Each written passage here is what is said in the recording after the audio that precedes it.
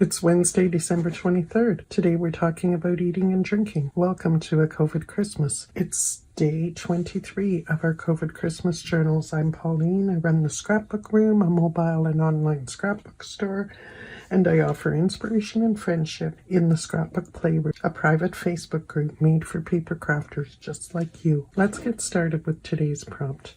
Today we're talking about eating and drinking at Christmas. So let's talk dinner plans. What makes Christmas dinner, or what's going to be different about your Christmas dinner this year? What are you planning to have on the table? What won't be on the table? Do you want to talk about setting the table? What dishes do you use? Do they have special significance? Or do you use your everyday dishes? Do you have things you only use once a year? Things you only eat once a year? Are you having non-traditional things for dinner? Or do you eat weird things for dinner? Are there weird things you need to have for dinner? Or are there some weird things that just wouldn't be Christmas if you didn't have them? And how about drinks? Do you prefer wine? Are you a teetotaler? That's such a great word, isn't it? It would look great as a page title. I'm not a teetotaler, though. A teetotaler is not someone who drinks tea. Rather, it comes from many, many decades ago when people who didn't drink would place a T after their name to signify they abstained totally from alcohol. So the teetotaler. As I said, I'm not a teetotaler, but I don't think I'm an alcoholic either. Although since COVID, one drawer of our fridge has become like a candy store for beer drinkers. We used to buy cheap beer in the USA whenever we could. Now we keep a regular supply of a variety of craft beers on hand, and they are definitely not the cheapest. But Christmas calls for different drinks, especially in a year like this. Agreed? So if you're not eating, tell what you're drinking this year. And if it's Coke Zero, that's fine too. Who knows if that'll even be a thing 20 years from now. So definitely very interesting to post what you're having. You could share a photo of your favorite drink. You could touch glasses together in a toast. You could put your coffee cup in front of a Christmas tree and take a picture, or maybe you've got a pretty coffee cup to take a picture of. Get a photo of someone in your bubble having a drink, or take a photo of your favorite shelf in the local liquor store. And share recipes too. Even better, share a photo of who the recipe came from. Tell funny stories, disastrous food tales from the past, what you're doing different this Christmas.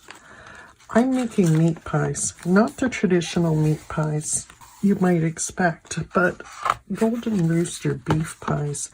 These were a staple at the original Golden Rooster restaurant where I worked through my teens.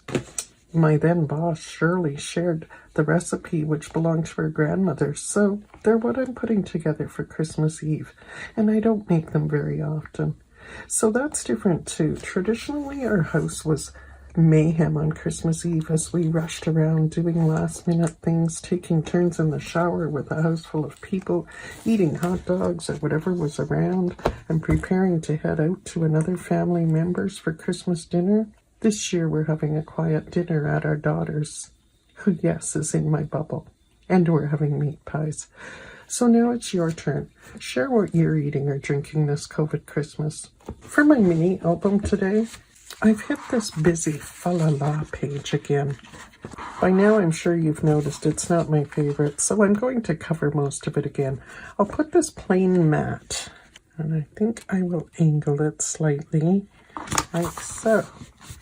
Then I printed the words "Recipe for a Great Christmas" on my label maker, and I believe I will put them up the side. The white will hide some more. Now, I'm not liking how long this is, so I am going to trim a piece off, and you can see I'm not overly careful with that.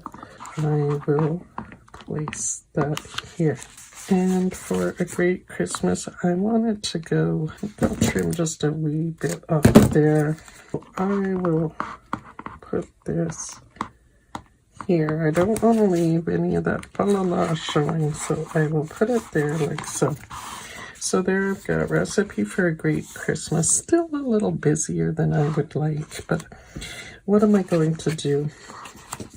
I think I will have to suck this one up. I think the words "Recipe for a Merry Christmas" can be interpreted in many ways. So the recipient of the album can either add a recipe or they can add a photo.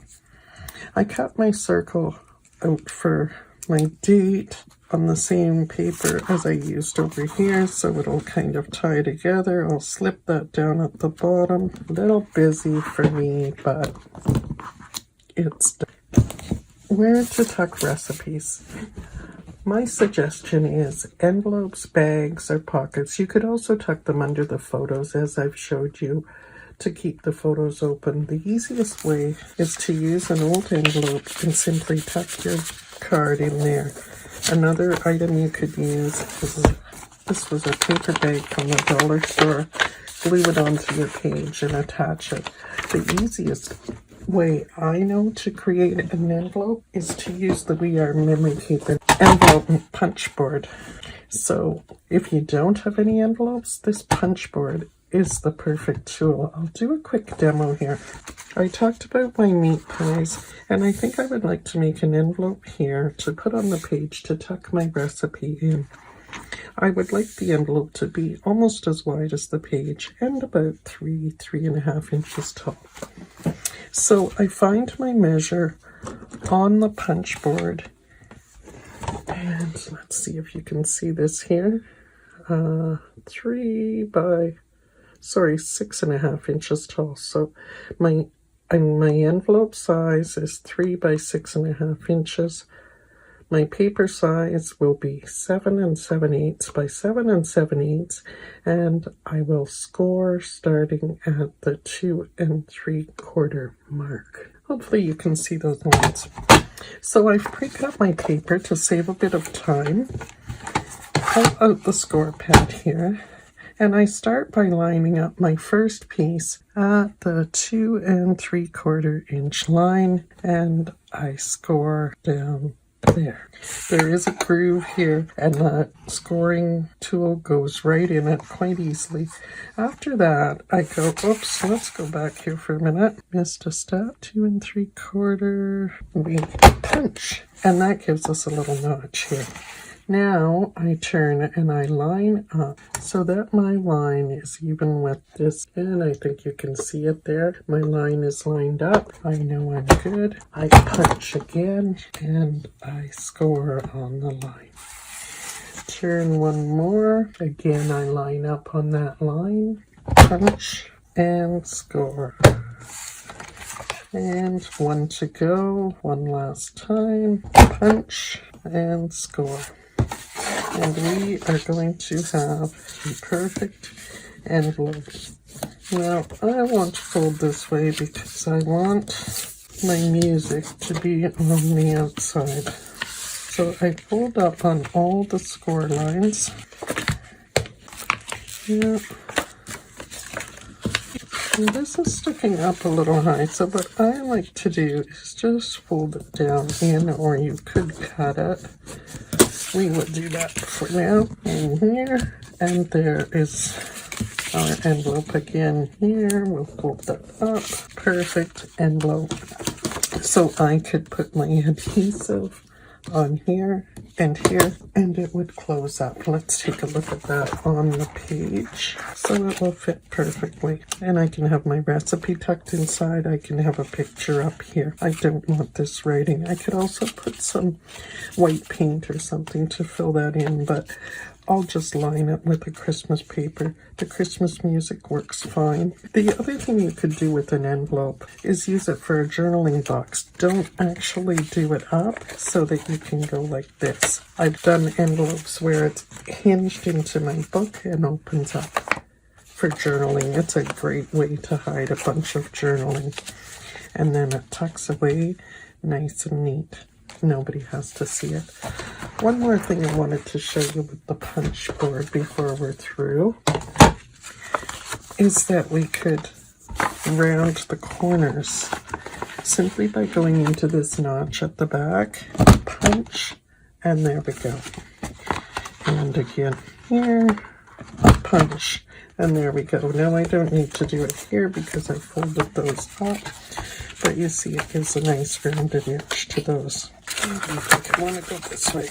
You can put it whichever way you like. I like those coming down. So there we go. And one other thing that's really easy to do is to create a tag with your punch board. So to do that, I have a handy rectangle here. So I'm going to round the two bottom corners first. Punch, punch. I'm going to line it up with the edge.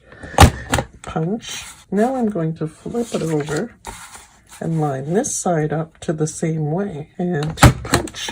And there we have it, our tag.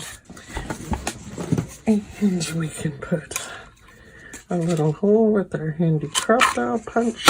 And there we are, a tag is ready to go. So you can buy an envelope maker by pre-order at my store at thescrapbookroom.ca.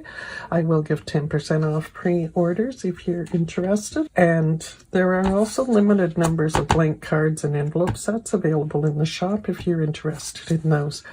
You will be able to create envelopes for your books anytime and any size you want with this punch board. And if you're a card maker, you can make custom envelopes to fit any size from 2 inches by 3.5 inches to 6 inches by 8.5 inches. That's our tips for today, and tomorrow is December 24th. Go get ready for Christmas.